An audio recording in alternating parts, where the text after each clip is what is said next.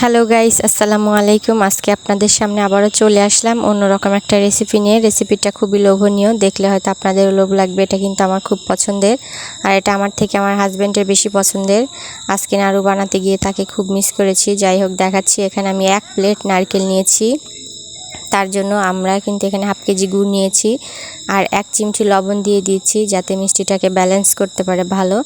তারপরে এটাকে আমি হাতে মেখে নিচ্ছি। এখানে কিন্তু আমি কোনো গরম মশলা অ্যাড করব না, কারণ নারকেলের গন্ধটাই আমার খুব ভালো লাগে। আর আপনারা যদি চান তাহলে একটু দিতে পারেন, এটা আপনাদের পছন্দ।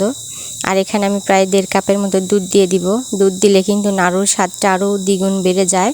আপনারা যারা করেন তারা তো বুঝতে পারবেন, আর যারা করেন অবশ্যই দুধ অ্যাড করে দিয়ে দেখবেন। আমি দুধটাকে ঘন করে জাল করে নিয়েছি, আর এখানে আমি চুলাটাকে জ্বালিয়ে দিয়েছি। আপনারা মাঝারি আছে জাল দিবেন, আর এটা অনবরত নাড়তেই থাকবেন। ওদিকে চুলা জ্বলবে, এদিকে নাড়তে থাকবেন। নাড়তে নাড়তে এক পর্যায়ে আপনার হাত কিন্তু ব্যথা হয়ে যেতে পারে, একটু সাবধানে নাড়বেন। আর এইভাবে চাপ দিয়ে দিয়ে একটু পরপর দেখবেন। যখন দেখবেন এইভাবে আঠালো ভাব চলে এসেছে, আর চাপ দিলে একটার সঙ্গে একটা লেগে যাচ্ছে, তখন বুঝতে পারবেন আপনার ভাজা শেষ। আমাদের কিন্তু ভাজা শেষ, অলরেডি আমরা নাড়ু বানানো স্টার্ট করে দিয়েছি। আর আমরা কিন্তু একজন না, এখানে আমরা প্রায় 3-4 জন নাড়ু বানাচ্ছি সবাই মিলে। ভালোই লাগলো নাড়ুটা বানাতে। এরকম ফ্যামিলির সবাই যদি বানান তাহলে দেখবেন খুব ভালো লাগবে। আর আমাদের নাড়ু বানানো শেষ, খাওয়াও শুরু। কোনো কিছুতে অপেক্ষা করি না এবং থেমে থাকি না। দেখেন এখানে সাবা নাড়ু খাওয়ায় ব্যস্ত। সাবার খুব পছন্দ ওর বাবার মতো।